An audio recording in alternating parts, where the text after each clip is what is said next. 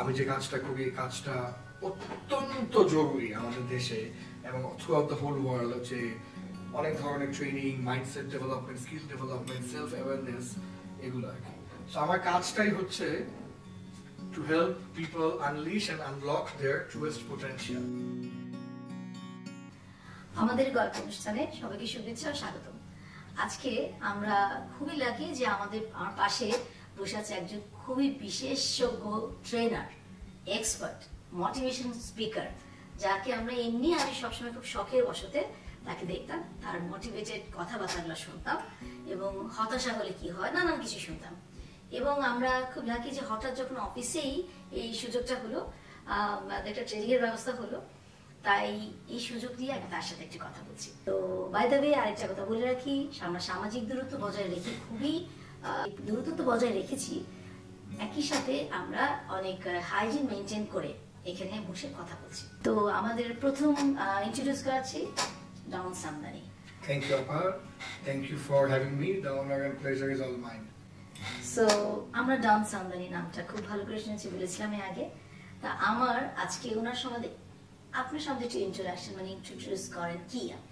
আমি একজন internationally certified professional corporate trainer. যদিও আমাকে অনেকেই মোটিভেশনাল স্পিকার মনে করে। Okay, you want to motivate the people, তাই? জি, because motivation speaking is part of the training. The training here we do role play, storytelling, video showing, games, energizers, case studies, problem solving, quiz, simulation, বিভিন্ন জিনিস একটা professional trainer করে থাকে। না হলে কিন্তু ধরেন 8 ঘন্টা বা 16 ঘন্টার একটা ট্রেনিং প্রোগ্রাম খালি বকবক করে এটা impossible. You need a host of activities. তো এই হচ্ছে প্রফেশনাল ট্রেনিং এবং মোটিভেশনাল স্পিকিং এর পার্থক্য। আজকে ট্রেনিং এ বলছিলাম যে আব্বা একদিন ডেকে আমাকে বললো যে ডন, তুমি যে কি করো আমি তো আমার বন্ধুদের বুঝাতে পারি না। যখন বলি তুমি ট্রেনার, বলে কোন জিম? যখন বলি না না ও তো কর্পোরেট ট্রেনার, ও নিজে ও কি ট্রেনিং করবে, কর্পোরেট ট্রেনিংটা কি?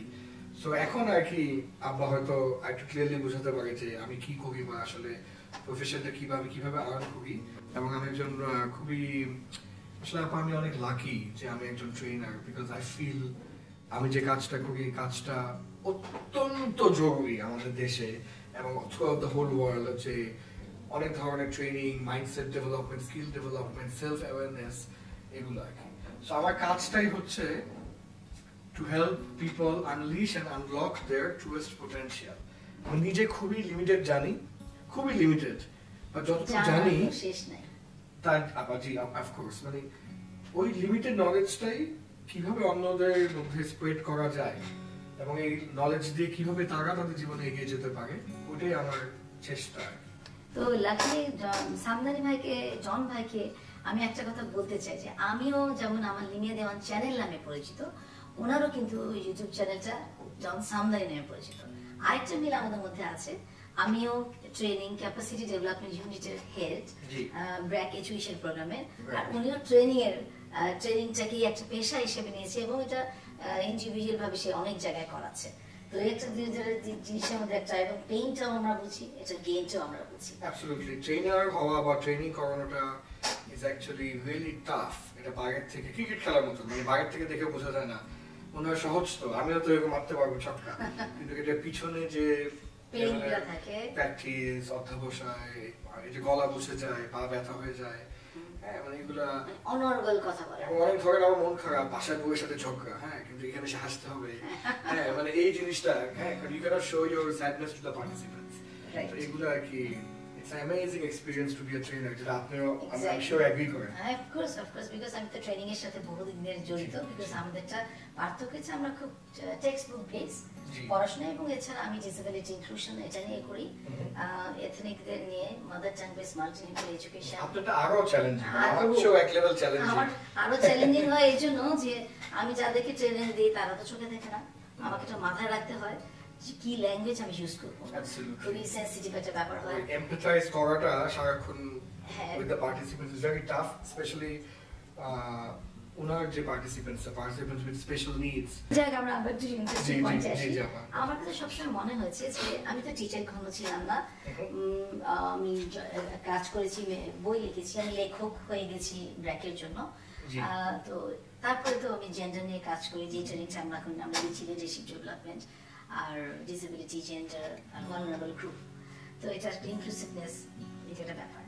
সাথে সাথে আমি সবসময় ট্রেনিং দেওয়ার সময় রিয়েলাইজ করি যে আমি একটা টিচার, ওই মুহূর্তের জন্য আমার কাছে টিচার লাগে নিজেকে। তো আপনি কি, আমার কাছে তাই মনে হয়েছিল যে ট্রেনার আর টিচার আর ট্রেনার মধ্যে বেশ মানে পার্থক্যটা কি? টিচাররা বাচ্চা পড়াচ্ছে, টিচাররা কিন্তু বড়দেরও পড়াচ্ছে। আর আপনি কি মনে করেন? বিকজ আমরা মাত্র 5th অক্টোবর টিচার্স ডে গেছি, টিচারদের যেটা বেশ রেসপেক্টেবল একটা পজিশন আছে। তো আপনি অ্যাজ এ টিচার যদি ফিল করেন, আপনার ফেভারিট টিচারের কি জিনিসটা আপনি আপনার ট্রেনিং এ কখনো কাজে লাগিয়েছেন কিনা? জি, thank you for nice question. প্রথমত, টিচিং এবং ট্রেনিং বা মেন্টরিং, কোচিং এগুলা পৃথিবীর বেস্ট জবস। বিকজ আপনাকে আল্লাহ তাআলা যে প্রতিভা সম্ভাবনা দিয়ে পৃথিবীতে পাঠিয়েছে, এটা শুধু আপনি আপনার নিজের জন্য ইউজ করছেন ঠিক তা নয়, আপনি ওটা আরো অন্যদের মধ্যেও ডিস্ট্রিবিউট করে দিচ্ছেন। অন্যদের মধ্যে এটা আপনি ওদেরকে প্রভাবিত করছেন, ওদের ব্যবহার, ওদের বিহেভিয়ার, ওদের অ্যাটিটিউড। তো এই কারণে এটা পৃথিবীর সবচাইতে গুরুত্বপূর্ণ এবং সবচাইতে মহৎ জব। আমি লজিক্যালি বললাম কেন এটা সবচাইতে মহৎ জব, অনেক সময় অনেকে বলে না। সেকেন্ড অফ অল হলো, ট্রেনিং এবং টিচিং এর অবজেক্টিভটা একই থাকে, যে we want our participants or our students to prosper and grow with their lives. আমাদের অবজেক্টিভ এক, তবে মেথড খুবই ডিফারেন্ট। অনেক সময় দেখা যায় যে টিচারদের একটা ক্লাস থাকে আধা ঘন্টা, 1 ঘন্টা, 1.5 ঘন্টা, এবং এর মধ্যে অনেক কিছু পড়াতে হয়। কিন্তু একটা ট্রেনারের হয়তো লম্বা, মানে আমি বলছি যে সময়টা একটু বেশি থাকে, এবং টিচিং মাঝে মাঝে ওয়ান ওয়ে কমিউনিকেশন হয় বা স্মল গ্রুপ কমিউনিকেশন হয়। কিন্তু ট্রেনিং ইজ মোর ডাইনামিক, যেখানে ট্রেনারের ইন্টেনশনই থাকে পার্টিসিপেন্ট থেকে এঙ্গেজ করা। যে যত ভালো ট্রেনার, সে তত পার্টিসিপেন্ট ধরে রাখে চুমুকের মতন, এঙ্গেজ থাকে, ঘুমাতে দেয় না, ঝিমাতে দেয় না, ডিস্ট্রাক্টেড হতে দেয় না। হ্যাঁ, তো ওইটাই। সো ওই জায়গা থেকে ট্রেনিং এবং টিচিংটা একটু ডিফারেন্ট। এবং আমি যেটা বলছিলাম একদম প্রথমে, ট্রেনাররা অনেক ডিফারেন্ট টুলস ইউজ করে। হিউমার, যেমন আপনি আমার ট্রেনিং এ দেখেছেন আমি বিভিন্ন জোকস বলি। মজার একটা জিনিস দেখেছি কিভাবে একটা মেয়ে মানে নাচবে, ওটা হচ্ছে একটা আইস ব্রেকার বলে বা এনার্জাইজার। এনার্জাইজার বা আইস ব্রেকার শেয়ার করেন কিভাবে, মানে কি করেছিলেন, না মানে শেয়ার করতে পারি। আমরা যেটা করি, যেহেতু আমাদের একটা উদ্দেশ্য থাকে এঙ্গেজিং সেশন করা, বোরিং সেশন না করা। আমার ট্রেনাররা আমাকে শিখিয়েছে, মানুষ যখন হ্যাপি থাকে, হাসি খুশি থাকে, আনন্দ ফিল করে, তখন তারা তাড়াতাড়ি শেখে। আমাদের ব্রেন একটা হরমোন রিলিজ করে, ডোপামাইন, ওটা হচ্ছে হ্যাপিনেস হরমোন। ওই হ্যাপিনেস হরমোন কিন্তু আবার লার্নিং হরমোন। আপনি হাসি খুশি থাকলে আপনি তড়িৎ শিখবেন, আপনি আপসেট থাকলে আপনাকে একটা কমপ্লেক্স থিওরি দেখালে আপনি খুব বিরাট খারাপ লাগবে, আমার মন ভালো না, শরীর ভালো না, মধ্যে কি দেখাতেছে না, ননসেন্স। তো তখন মানুষ, তো এই কারণে যে কোনো ভালো ট্রেনার আপনি দেখবেন যে ওরা চায় বিভিন্ন games, activity, simulation, story telling, বিভিন্ন ভাবে পার্টিসিপেন্টদেরকে ইমোশনালি এঙ্গেজ রাখে। তো ওরকমই আমরা একটা অ্যাক্টিভিটি আজকে করেছি, যেখানে আমরা সবাইকে ড্যান্স করানো হয়েছে। ড্যান্সের কথা তো বলি, ব্যাপারটা একটু আমরা তো পার্টিসিপেন্ট হিসেবে ছিলাম, অনেকে দেখতে এসেছিলাম অবজারভেন্ট হিসেবে। উনি দেখেছে যে কি করে সময়টাকে ইউজ করে আমরা মজা করে বাসার কাজটা করে ফেলতে পারি। কাজও হবে, ডান্সও হবে, বুঝবেও না, তো খুবই মজা। এবং পার্টিসিপেন্টের যে জড়তাটা ছিল, একসাথে বসেছিল, ওই এনার্জাইজারের কাজটা এক্সিলেন্ট ভাবে সে করেছে। তো আরেকটা কোশ্চেন, এখন আমরা একটা অন্য একটু ভারী কোশ্চেন, সেটা ভারী কোশ্চেন। আজকাল আপনি তো ম্যারিড, শুনলাম গল্পে গল্পে বাচ্চাও আছে, তো অফকোর্স সবাই আমার ফ্যামিলিকে অনেক লাভ করে, কিন্তু ইদানিং দেখা যাচ্ছে ঘন্টায় ঘন্টায় একটা করে ডিভোর্স হচ্ছে। জি, ঢাকায় স্পেসিফিকলি ঘন্টায় একটা ডিভোর্স হচ্ছে, এবং আমরা যেখানে কথা বলছি এই টাইমে হয়তো হচ্ছে, এটা একটা রিসার্চ থেকে পাওয়া। তো আপনার কি ধারণা, আমি তাও ধরবো যে আপনি অনেক জুনিয়র আর আমি অনেক সিনিয়র, আমাদের আমলে এত হতো না, আমাদের আব্বা আম্মাদের আমলে তো আরোই কম হতো, এখন কেন হতো বেশি, কি মনে হয়, জাস্ট ইউর ওপিনিয়ন? জি, আমি আসলে আপা যেটা বললেন যে আমি আসলে এটা সাবজেক্ট ম্যাটার এক্সপার্ট না, তবে আমার ব্যক্তিগত ওপিনিয়ন আমি অবশ্যই দিতে পারি।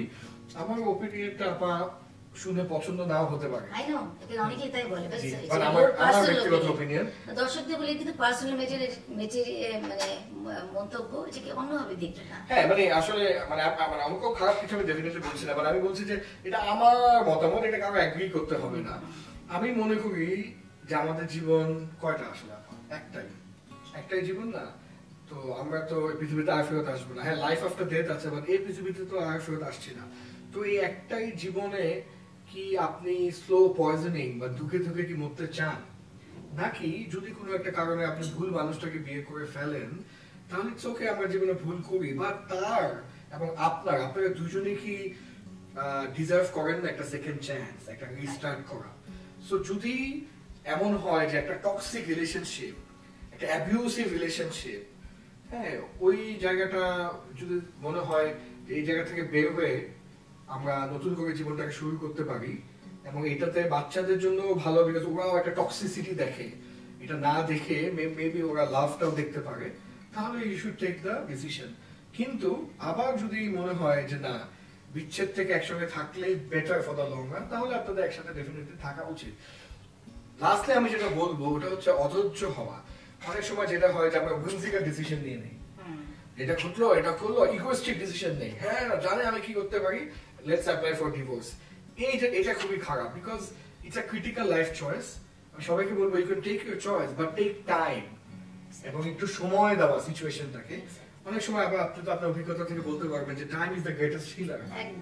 অনেক সময় দেখা গেলে একটু দূরে থাকলে একজন আরেকজনের প্রতি ফিলিংটাও বাড়ে, যে মনে হয় যে যে ওকে, মানে because when we live together we take things for granted. Exactly. যে দুপুরে রান্না তো থাকবে, এক্স্যাক্টলি, হ্যাঁ হ্যাঁ, রাতে তো খাবার থাকবে, আর আমার শার্টটা তো সব লন্ড্রি থেকে ইস্ত্রি হয়ে আসবে, বাট এটা যে একজন হেল্প করছে, বা ওই পার থেকে মনে করে যে হ্যাঁ এত খরচ, এটা তো খরচ যাবেই, বাট খরচটা করা বা আর্ন করা যে কত টাফ, তো উভয় পক্ষই take things for granted. Exactly. So a little separation, a little distance. এবং আমি যেটা আপনি দেখছেন যে আমি আমার ট্রেনিং এ অনেক বলি মেন্টরের কথা, 100 বার বলি, কারণ ভালো মেন্টর এবং আশেপাশে ভালো মানুষ যে কত জরুরি, বিকজ আমরা সবকিছু নিজেরা একা জানি না। এক্স্যাক্টলি। আরেকটা জিনিস, আমাদের এই ডিসকাশনটা হচ্ছিল অনেক সিনিয়র লেভেলের একটা, আজকাল তো একটা আছে না, মেট্রোমূল্যের জিনিসগুলো আছে, যেখানে বিয়ে ঘটকারি যেটা বলতে মানে ভদ্র একটা ভাষায় একটা বিয়ের ম্যারেজ কাউন্সিল আছে, এরকম আছে। আগে ঘটক নামগুলো একটু সুন্দর সুন্দর, ঘটক না দিয়ে ম্যারেজ কাউন্সিলর এইসবটা দিয়েছে, যে কাউন্সিলিংও করা হবে, এটা করা হবে। ওখানে বলা হচ্ছিল যে আগে ছিল জয়েন্ট ফ্যামিলি, তো নাতি যদি বলতো যে আমি বউকে ছাড়বো, দাদু দিত পিটান। আজকাল আমরা তো বাচ্চার সাথে ফ্রেন্ডশিপ, তো সেই কারণে অনেক সময় কি ঝগড়াটাও করতে পারতো না, জয়েন্ট ফ্যামিলির মানুষ আওয়াজ শুনে ফেলবে, এখানে একা একা বাসায় যে যেতে পারে যাকে ইচ্ছা চিল্লানো, মানে এইটা একটা ডিসকাশন আসছিল। আপনি কি বলেন এটা একটা পার্ট, যে আমরা যে আজ নিউক্লিয়ার ফ্যামিলি হয়ে যাচ্ছি, তো এবং খুব প্রফেশনাল হয়ে যাচ্ছি, কেউ কাউকে টাইম দিচ্ছে না, আবার টাইমটাকে ইউটিলাইজ করা মনে করছি। Do you think this is also a part of, মানে যে আমার ওপিনিয়ন, যে হ্যাঁ প্রথম এক বছর আমি জানি না, আমার মতে প্রথম এক বছর এমন কেউ আছে কিনা যাদের কোনো ঝগড়াই হয় নাই, মানে অ্যাডজাস্টমেন্টের আমার এক্সপিরিয়েন্স, আমি তো একটু বড়, মানে আমি দেখেছি প্রথম এক বছর আমি যাকেই জিজ্ঞেস করি, যে আমি তখন আমি সাফারার ছিলাম, কোনো মতে প্রথম এক বছর যদি কেউ সুন্দরভাবে কম্প্রোমাইজ করে দুইজন ছেলে মেয়ে কাটায় দিতে পারে, আমার মনে হয় ফাড়াটা কেটে যায়। তারপরে আমি আমার এক্সপিরিয়েন্স দেখছি হয়, কারণ একটা বাসা থেকে একটা মেয়ে আসে, আরেকটা বাসা থেকে একটা ছেলে আসে, অফকোর্স না মিলারই কথা, খাবার চয়েসেস সবকিছু ডিফারেন্ট। তো আমার এক্সপিরিয়েন্সে প্রথম এক বছর ছিল একদম দুর্বিষহ, এখন চলছে। আপনার কি মনে হয়? হতে পারে আপা, ওটা এক বছর বা অনেকের ক্ষেত্রে 6 মাস, অনেকের ক্ষেত্রে 3 বছর, টাইমটা ডিফার করবে depending on the person and their bonding together. Love marriage নাকি অ্যারেঞ্জ ম্যারেজ, কতদিন আগে থেকে ছিল, অনেক কিছু। আমি মনে করি ম্যাক্রো ফ্যাক্টর গুলা, যেমন আপনি যেটা বলছেন যে ইন্ডিপেন্ডেন্ট হাউসে থাকা, ইন্ডিপেন্ডেন্টলি দুজনই আর্ন করছে, এটা একটা কারণ হতে পারে, এম্পাওয়ারমেন্ট হতে পারে।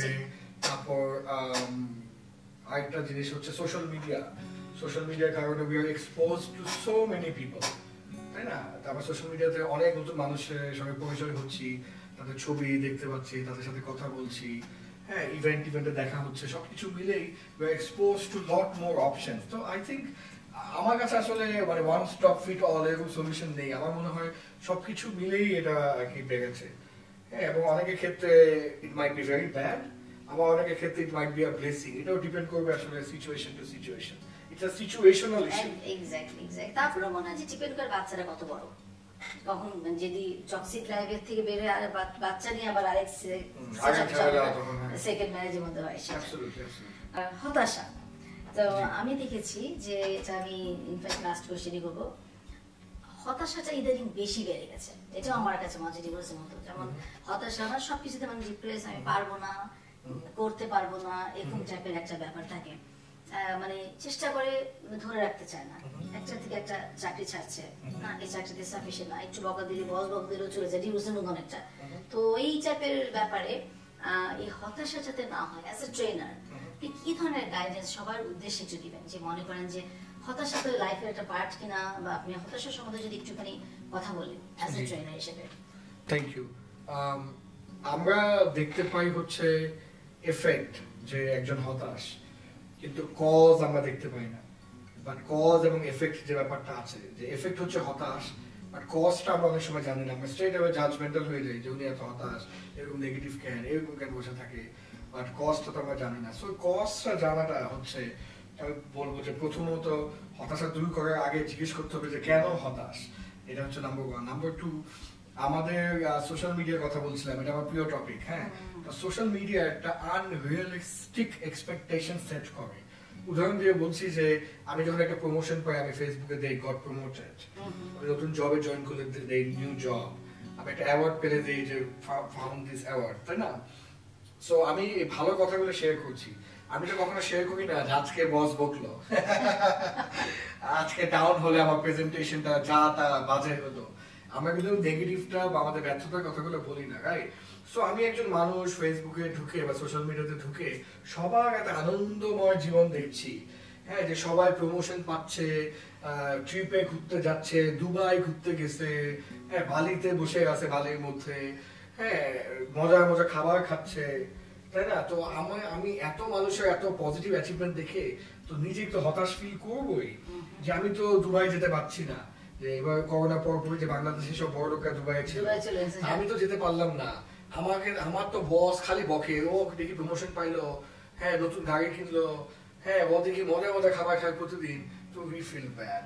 তো আমার মনে হয় যে ওরাও, মানে সবাই যে আমরা up and down, life is like হার্টে আইসিইউ করতে যেরকম আপ ডাউন আসে না, জীবনটা কিন্তু এরকম আপ ডাউনই, যে মাঝে মাঝে আপ, মাঝে মাঝে ডাউন।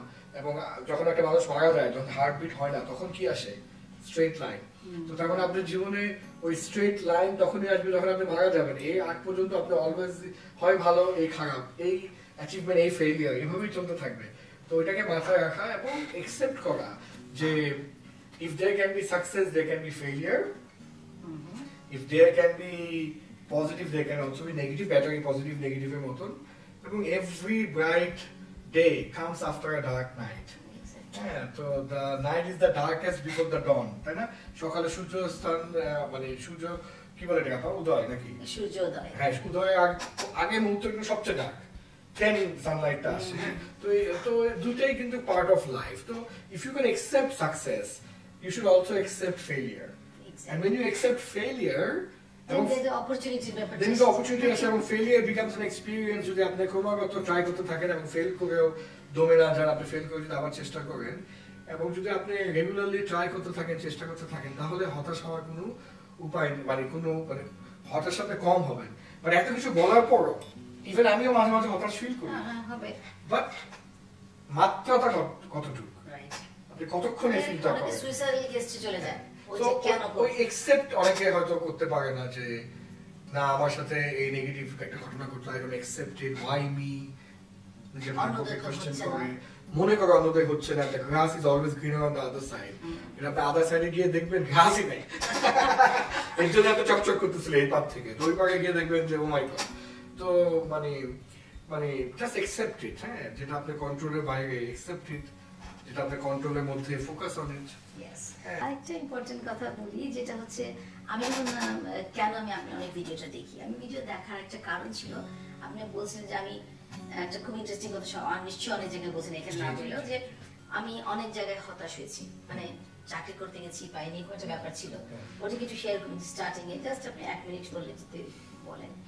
ফার্স্টে যেমন আপনি চাকরি খুঁজেছেন, then you become very famous now, so we are proud that এখন সবাই এক বাক্যে চিনে। তো এই জাদুটা কি ছিল?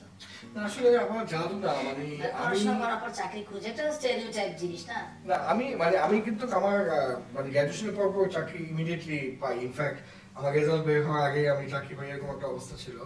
আমি ধরেন মধ্যবিত্ত বা একটু নিম্ন মধ্যবিত্ত বা ধরেন একটু পভার্টি ব্যাকগ্রাউন্ড থেকে আসাতে আমার মধ্যে একটা ইচ্ছা ছিল, অবশ্যই আমি আমার ভাগ্যের পরিবর্তন করবো। এটা একদম সত্যি কথা। আমি ইউনিভার্সিটি লাইফ থেকে লোকাল বাস যখন শুনতাম এবং সপ্তাহে 7 দিন টিউশনি করে ইউনিভার্সিটি খবর যখন দিতে হতো, তখন থেকে আই ওয়াজ ভেরি অ্যাংরি যে আমি আমার ফাইন্যান্সিয়াল সিচুয়েশনের পরিবর্তন আনবই যেভাবেই হোক, এবং এই ধরনের ননসেন্স লাইফ আমি চাই না। আমি একটা গ্রেট লাইফ চাই, হ্যাঁ, আমি গুড ইনকাম চাই। আমি ভাবতাম এরকম যে আমি বেস্ট খাবার দাবার, আমি বাচ্চাকে বেস্ট স্কুলে পড়াতে চাই, এরকম ভাবতাম। And I need to get out of my poverty. So I was very serious এই কারণে। ইউনিভার্সিটিতে আমি ভ্যালিডিক্টোরিয়ান হয়ে গ্র্যাজুয়েশন করি, মানে class topper out of all class toppers.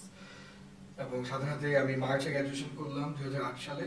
April 1 তারিখে আমি জয়েন করে ফেললাম চাকরিতে। আমি পড়েছি মিডিয়া এন্ড কমিউনিকেশন। ওই জায়গায় তো আই ওয়াজ রেবেল। আমি আমার প্যারেন্টস আব্বা আমাকে বললাম যে আমি বিবিএ করবো না সব বন্ধুদের মতো। আমার ভালো লাগে না number, specially finance, accounting, numbers I don't like. So আমি আমার বাবা মাকে বুঝালাম যে আমি এমন কিছু করতে চাই যেটা আমার ভালো লাগে, ওটাতে আমি ভালো করবো। তারাও বুঝলো যে ঠিক আছে, তুমি যা ইচ্ছা করো, উই হ্যাভ কনফিডেন্স, তুমি যাই করো ভালো করবা। এন্ড দেন তো that was very good decision যে আমি একটা ডিফারেন্ট সাবজেক্টে পড়েছি।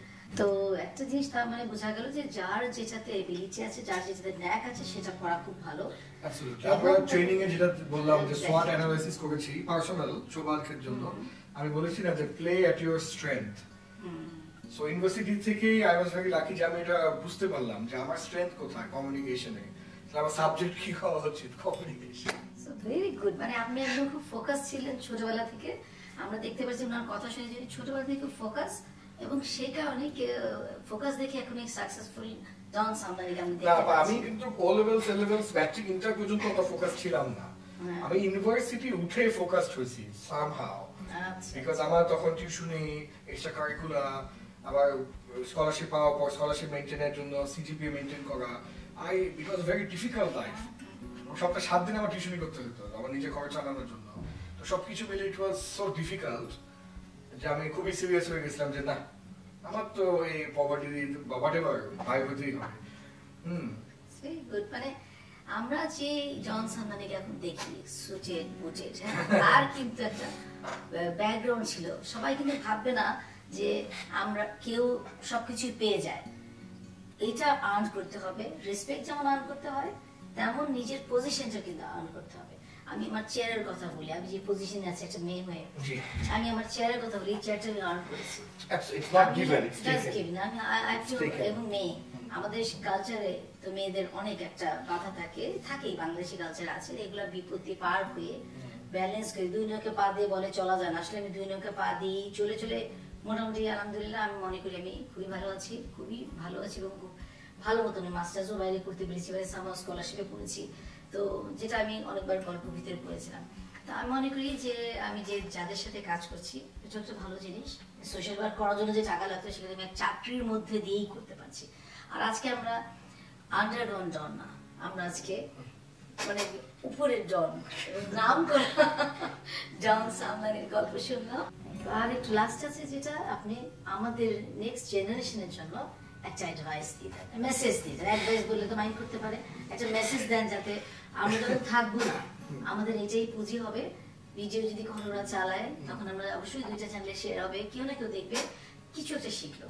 কি হতে পারে সেটা আপনার লাইফ থেকে লার্নিংটা হয়ে একটা মেসেজ আমাদের আজকালকার প্রজন্মের জন্য দেন। জি, আমি আমাদের মধ্যে এখন যেটা সবচেয়ে বড় প্রবলেম দেখতে পাই আপা, ওটা হচ্ছে ওই যে বললাম যে life is like a camera, defocus হয়ে যায়। ফোকাসটাকে ঠিক করে ধরে রাখতে পারে না, একটু পরপরই খোলা হয়ে যায়। সো ইউ হ্যাভ টু মানে really focus on what you want to do in life, what you want to become, why you want to become that, how will you become that. এবং ওই ভিশনটা যখন তৈরি হবে, তখন ওই ভিশনটাকে অ্যাচিভ করার জন্য আজকে যা ডিসিশন নেওয়া, you have to take everything. ওই ভিশনটা অ্যাচিভ করার জন্য কি আমার ভালো রেজাল্ট করতে হবে, করতে হবে। আমাকে এক্সট্রা কারিকুলার অ্যাক্টিভিটি করা উচিত, মেবি উচিত। আমাকে নিজের স্কিলসটা ডেভেলপ করা উচিত, ইংলিশ শেখা, এক্সেল শেখা, পাওয়ার পয়েন্ট শেখা, হ্যাঁ উচিত। আমাকে নেটওয়ার্কিং করা উচিত, হ্যাঁ। কিভাবে করবো? Join JCI, Rotary, Lions Club, some সংগঠন, ডু ইউ নেটওয়ার্কিং। সো এইভাবেই মানে আপনার একটা ওভারঅল ভিশন থাকতে হবে এবং ওই ভিশনটাকে মাথায় রেখে যে নেক্সট 10 বছরে বা নেক্সট 20 বছরে আমি নিজেকে ওই জায়গায় দেখতে চাই, আজকে থেকে you have to do the work. And listen, never underestimate the power of long term plan. আমরা যেটা করি যে শর্ট টার্ম প্ল্যানকে ওভারএস্টিমেট করি আর লং টার্ম প্ল্যানকে আন্ডারএস্টিমেট করি, ভাবি যে সবই শর্ট টার্মে হয়ে যাবে, বাট আসলে শর্ট টার্মে হয় না। Everything tax time. তো ধৈর্য ধরা, লেগে থাকা, অধ্যবসায় মানে পারসিস্টেন্স, এগুলোই হচ্ছে কিন্তু মেইন জিনিস, আর কিন্তু কিছু না। Talent can be given by God, God gifted থাকতে পারে, ফ্যামিলিতে আপনি প্রিভিলেজ ফ্যামিলিতে বরণ করতে পারেন, অনেক কিছু হতে পারে, কিন্তু at the end of the day the winner will always be the consistent one. Exactly. যে ব্যাকগ্রাউন্ড থেকে আসুক না কেন, ও যদি পারসিস্টেন্ট হয়, কনসিস্টেন্ট হয়, লেগে থাকে, কন্টিনিউয়াসলি সেলফ ইমপ্রুভ করে, কনস্ট্যান্টলি শিখে, লার্ন করে, তাহলে এই মানুষটাকে ঠেকা রাখানো is very tough. So my message to all of you is this: don't lose your focus and be persistent. Yes, thank you very much. We have a very good discussion. আমি মনে করি যে আমরা আগামী পথে এরকম আরো জন সামদানি তৈরি হবে, বিকজ আমরা তো আস্তে আস্তে পিছিয়ে যাব বা মারা যাব, থাকবো না, কিন্তু আমরা যদি কোনো বয়স হয়নি আপনার, আচ্ছা আমি যদি মারা যাব, অদ্ভুত, কিন্তু life is short, Yes, it is that is why utilise every each time, absolutely live Don't for the waste moment. time. খালি মানে সময়টা নষ্ট না করে যে অ্যাডভাইসটা, যে মেসেজটা দিল, আমি মনে করি ডন সামদানের এই ইম্পর্টেন্ট মেসেজটাকে শেষ মানে নিয়েই আমি আমার অনুষ্ঠানটা শেষ করছি। আর of course subscribe our channel Limia Dewan and Don Samdani. Thank you very much. খোদা হাফিজ, ভালো থেকেন, সুস্থ থাকেন। Take care. Take care.